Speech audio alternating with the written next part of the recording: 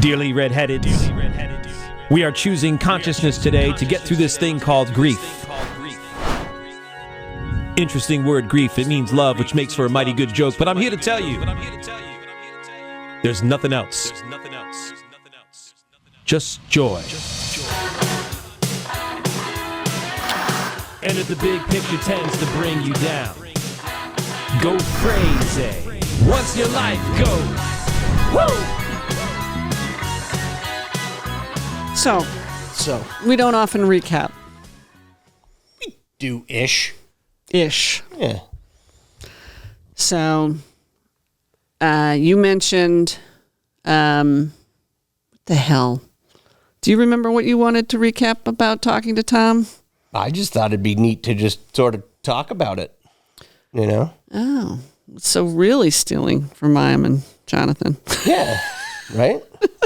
I mean... What'd you get out of it, right? I got everything I needed out of it. It makes me realize that, you know, for anybody, you don't need to talk to 79 people. You just talk to the right people, and you pursue them in a way that, you know, we're obviously aligned. It just flowed really well. And I just don't think a woman can do what a man can do when talking about men. Yeah. You know? I think that's definitely true, you know? But I wish men had more. Like, when I am very cognizant when I talk about gurus and I talk about influences, they're mostly male. And I'm just hoping that the men stay open to female influences as far as whatever help they can provide. And I'm glad so many women are out there, and like, you know, Gabby's my go-to. She's just exceptional as far as what she brings to the table. And I'm doing all the talking. Yeah.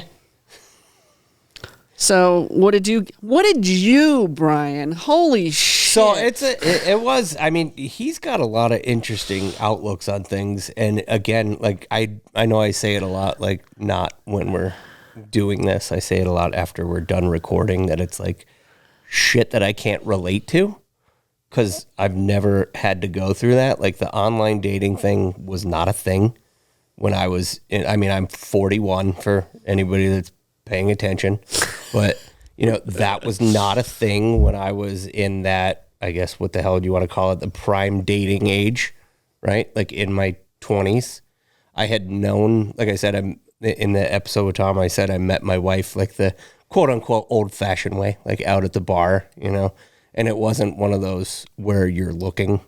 It was, I had known her since high school. We went our ways. We actually went to the same college, but never even sniffed each other, you know? And it wasn't until my mom passed, I came home from school. I was out that week, like the week of her funeral, bumped into her at the bar. Hey, how's it going? Here we are almost 20 years later. Did you take the lead? Right. Did you ask her out? It was like one of those things where we sort of like rekindled our relationship there. Became like friendly, and then very quickly kind of went silent for like another month or two after that. You know, the old that was in the days of the old instant messenger. You know, we're still talking flip phones. Text messaging didn't really exist. You know, so it was a lot of the computer chat room stuff. And then yeah, it was like, let's go do something. Nice. She probably regrets every minute of that now. I'm only joking, obviously, but I can ask her privately. So to Tom sort of, I guess, teaching people how to navigate online dating, like, I don't fucking envy people that have to do online dating, you know, or that try that. Because that's a lot. I doed it. I dude it? I doed it. You dude it? I doed it. I do it on a low level because I just you just want to see what's out there. You want. I had somebody reach out, and yeah, again, you don't know real or fake, but it was a significant distance, probably 300 miles, and the person, I could have put my face on their profile, and a man, which is I don't want to fuck me.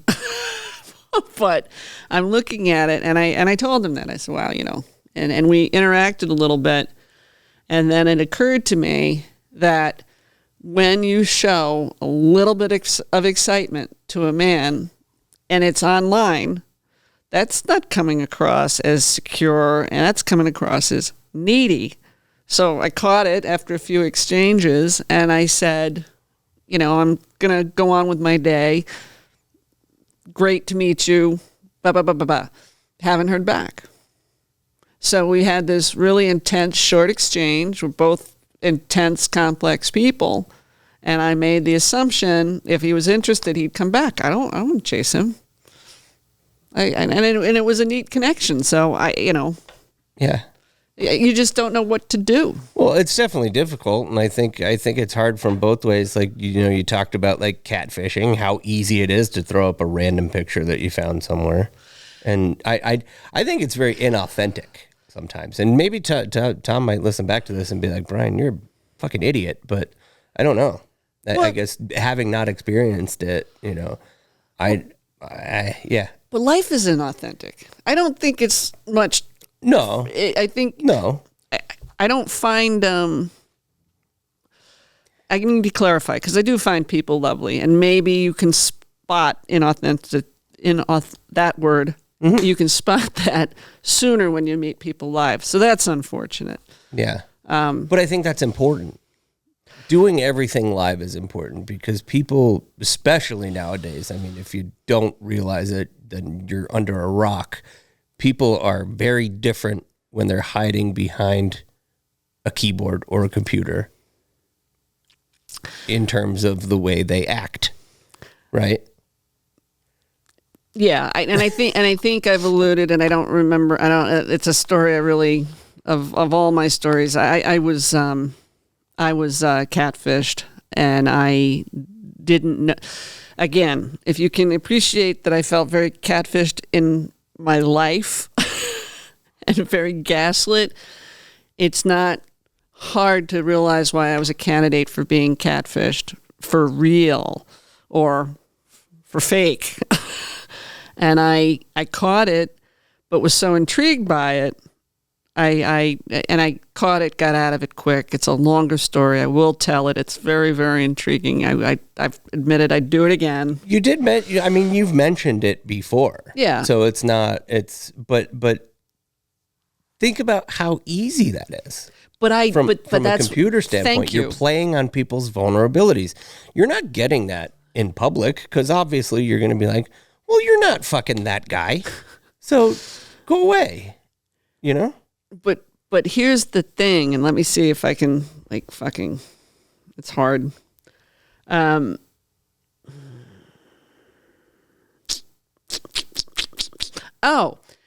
did not understand at the time, and I mean this. I did not understand, and I probably said this before, aside from asking for money or dick pics or nude pics, I did not see the value in somebody to catfish just to entertain themselves. Oh. I didn't get that. You mean like you didn't think that people were doing that just for fun? For sport. Just to see what they can do? Oh, God, yeah. That had to be, let alone impersonate celebrities, let alone... Yeah, that was totally like a new lesson for me. Well, sure. But that, again, being on the spectrum, you can imagine it was just flying over my head because I would never do that with my time and energy. So I would, yeah. And that to me was the logic. Like there was no logic in it, so I wouldn't have been able to consider it unless someone brought it to me. Mm-hmm. And even when it was happening, I was asking a couple people around me, like, what do you think this is? And not one motherfucker, and then again, I asked 3 people, not 36 people. I said, what is this? What's going on here? And not one of them said, you're being catfished. They actually thought that it could be let's be clear. 99% of me knew it was fake, but there was that 1% going, why is this going on? Right. And I was like intrigued. It's like the $1 million question. It's like, how do people actually believe that sometimes? Well, that was my life. Right. Very people taking tremendous advantage of me. And I know I'm strong, and I know I can, in business and in other ways, but, in a romantic way and in a family way, I just, there was no way I could have known until I knew.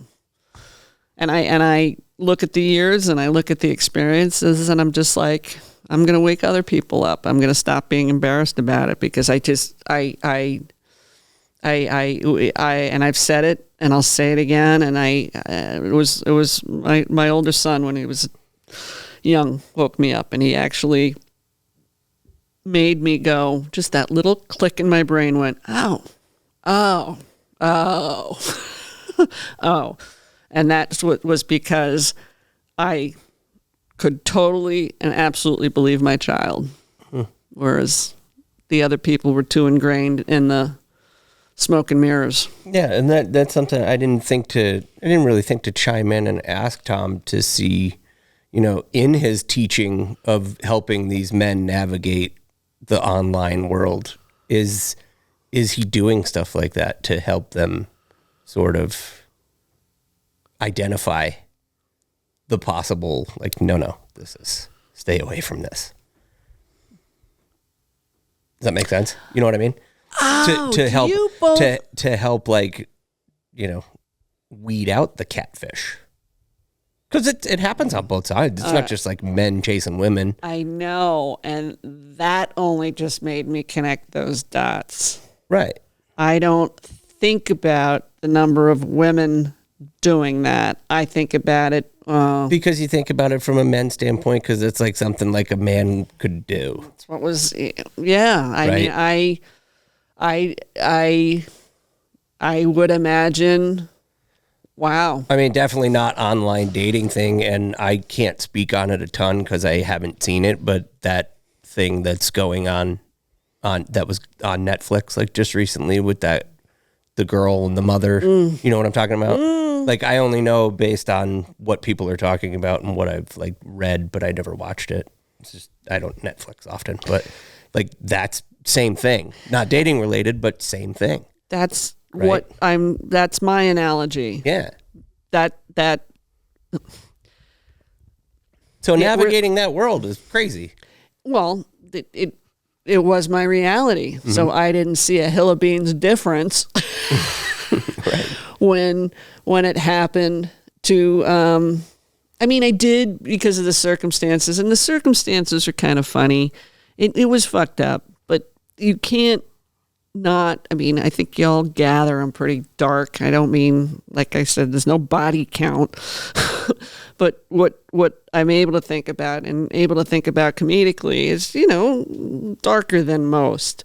So, there's that, but that program unfortunately helped me connect the dots with how that program, unfortunately, because of the gravity of the nature of it and the unfortunateness of it, but that happens in everyday people's lives, and it just I try to be grateful when something like that comes out, but I'm also like, wow, we need to do a better job of that's covert abuse right there. Uh-huh. Brutal situation, and also brutal. Well, let me not go there. The thing that I wanted to touch on this morning, and I'm glad I don't have a whole session about it, because I think I'm just going to plant a seed about it. Thank you for that recap. Yeah. I appreciate I hope it. that made sense to everybody that paid attention to it. Yeah, I think we tied in some history of doing this. Yeah. Sometimes I think I'm making sense, but No, you make a lot of sense. You make a lot of Not sense. really. I mean, I know that I'm challenging to follow. See how long it took me to come up with the word fucking follow. Whatever. So in the spirit of where I'm headed, and now that I have people that can help me with it, I'm going to lean on Tom, I'm going to lean on Shelley to help me tell my story here, because as much as I always say I want to write about it, I also think that if I don't speak about it, I'm just missing an opportunity to help. The difference with speaking about it is just more embarrassment, being misconstrued, being, I won't ever read the comments on what anybody said, which is the beauty of a book. You can just sort of put it aside and know that if someone picks it up, it's going to matter. Podcasts are different, if you know what I mean. It's a little more vulnerable, So, part of this story, and I'm not going to start at the beginning. I think you can all trust that in the months preceding my mother's death, I had an event in 2023 with the roommate that I equated to 6 months with that person being like my 20-year marriage. My brain was fucking toast after what that young man did to me. And I told my long-term psychologist, I said, hey, that thing just did the same amount of damage that my 20-year marriage did. Help me with this. And I think historically, people that guided me or helped me overestimated what I could handle. I felt that, not that he didn't hear me and take me seriously. That's not what I mean. But I was not the type to be on fumes, and I was on fumes. And my mother was dying, and I had been guided to know that I was going to lose my mind. There's a Freudian slip. Lose my mom and my mind in April. Like, I had a feeling, and it was very intuitively backed up. So I was very angry at being in a situation where my mother was going to die and having to deal with the antics of somebody taking advantage of me. So I'm sure you can well imagine. I'll give you the details later. So I had my son come home in December of 23, and this other person really influencing him, and I didn't defend myself, but there was a lot going on. And trust me, this kid pulled out the arsenal to make me look like there was really something wrong with me. And at that point in my life, you couldn't convince me there was really something wrong with me, because I was just so hyper aware that my mom was dying. And that's where I needed my energy to be, was with her and helping her transition. So, and it was also, life was going on. It was tax season. There's just life. I firmly believe my mother waited till after April 15th to really start her process, start her tradition, because it put me in a position where I could spend some more time with her. And it was my ultimate goal was to help her transition. We were a united front on that. So that being said, long before my mom passed, I was very clear about wanting a week off, going to bed for a week, not being alone. Why I knew that those were the things I should ask for, I don't know. I just knew enough to know what it was going to take to have her leave her body, and I just would ask those around me, just make sure, let me sleep for a week. What else did I say? I wanted to be in bed, and I can remember one time saying, and I'll turn it around, I'll get up and do what I need to do, but So there was something about my intuition that was far ahead, that knew that that I was on fumes when my mother died.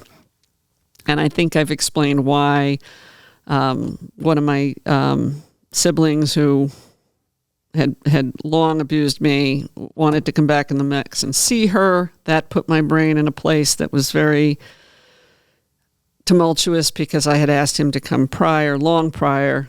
He waited till she was half dead, and I can't even tell you, people, what that does to a situation. And I had very consciously told my long-term guide, who was a psychologist, that I had fully intended to use THC to get through that experience. And I smoked with my sibling. I mean, that's what we did. And I was very clear with my guide and with the people around me that I would also probably experience psychedelic experiences. So this is all going on. And something happened. Like, my plan wasn't foolproof, but I had asked for those things. So I thought I had a plan in place. And there was a lot of beauty around this situation. So I'm going to talk about the dark side of it, but there was a lot of beauty around this situation. So my mom dies on the evening of May 2nd, about 10 o'clock. And my instinct, after her body's picked up, was to be alone. And I'm high as a motherfucking kite. And I had asked not to be left alone, but I did ask the aide. The aide was really getting to me. She'd become inappropriately attached to my mother. Our work here was done. I had asked her to kind of go, because I needed to, I didn't want to be alone, but that would have put me in a position to be alone, and that would have been my choice. There was supposed to be someone coming back into the mix, but that person changed their mind, and that's when the problem started, because I think over the next 5 to 6 days, it seems to be that I started with, how much time? Because I might start with this next week. 21. All right. So just kind of tease it a little bit. Then I'm gonna tease it. I'm gonna tease it. So I was still in contact with people in a very dissociative PTSD way. The third and fourth, I think. There's things that I could look into that I did that I haven't. And then for the most part, anybody I corresponded with that was close to me was able to help me with what I was experiencing. And those people seemed to know I was on something, and that, it was clearly pretty dissociative experience. I know what I was experiencing in my head, and that I don't want to get into here, but if you can appreciate, so I'm reaching out, also waiting not to be alone. But something happened from like the 4th to the 7th where I was unconscious, laying flat somewhere.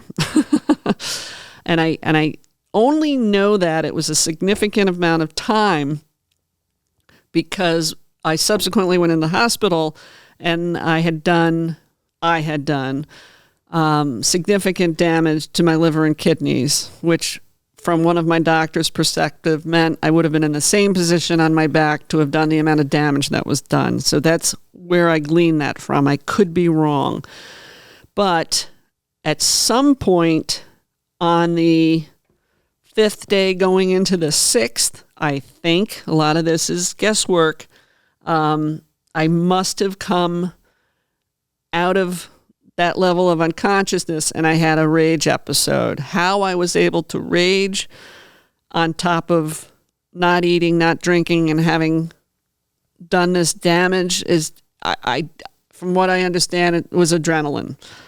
And I ended up throwing the contents of about a third of my home outside of my home in a rage event against people and circumstances that were real.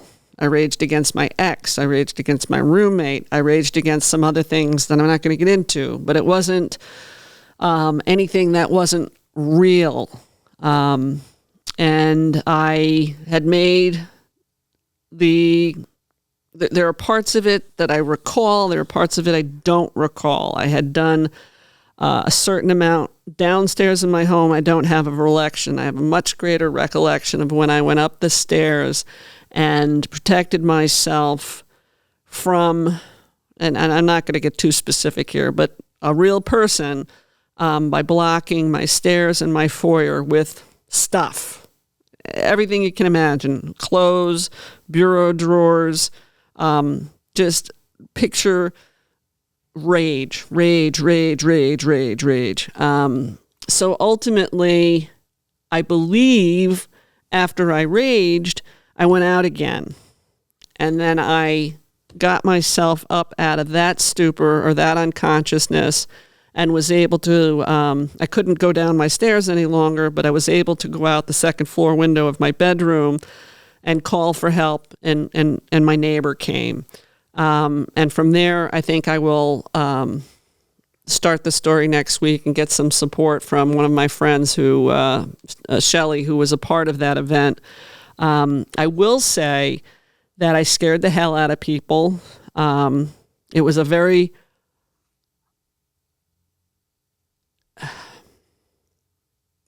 that I've apologized repeatedly for those that I hurt, but I will also tell you it was a very salvaging experience because it was a very warranted buildup of what I had experienced for very many years. And it was the rage. There were pictures. I'll talk more about it.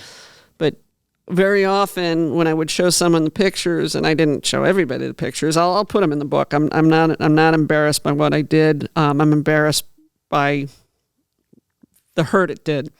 I would show, and again, handful of people, couple men, and a friend of mine at the time who I thought could handle it couldn't, and then the women that saw it said, "Yeah, I can see doing that." Like they totally got where my head was at. I wasn't hurting another person. Well, I hurt other people, but not their physical bodies. Well, their physical brains, but not their bodies. I'm emotionally, and I didn't. It was very interesting to be a woman with a rage event because it didn't involve other people, and it didn't. I wasn't really looking to hurt myself, but other people misconstrued that I was attempting to hurt myself, and I'm here to tell you that that's not the case. How's that for a teaser? Pretty good. I'm anxiously waiting for next Thursday or Monday. I was going to say it's Thursday. It's Thursday in our world when we record this, folks. Do you have any questions that just... I don't. You don't? Okay. No. But just so you know, and the listeners know, rage events inside long-term CPTSD, covert abuse, are on the rise. I can understand that.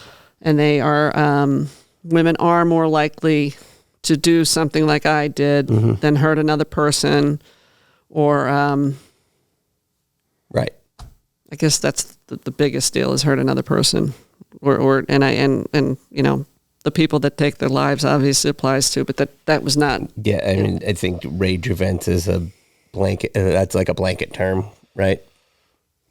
Without going too far down the rabbit hole yet. Yeah, I think a lot of things that happen in the current universe can be classified as probably rage events. Is what I mean. Got it. Yeah, I got it. I think. And we can touch on that next week. Yeah, it remains it's an important story. Yeah. But the more important part of the story comes with how it was handled. It was not handled well. Okay. So that's where the real intrigue comes, because I'm thinking I have a history of CPTSD. Here I'm thinking I have, like it's all very, like, Gotcha. of course this would have happened after December, and and Okay. yeah. Thank you. Yeah, we'll do that next week. Thank you. Stay tuned. Thank you for listening and supporting Natural Born Redhead. If you follow the Bouncing Balls, please like and subscribe. If you know someone interested in sparing others grief and inciting joy, message me on Facebook or reach out via my website, Natural Born Redhead. J-Ma.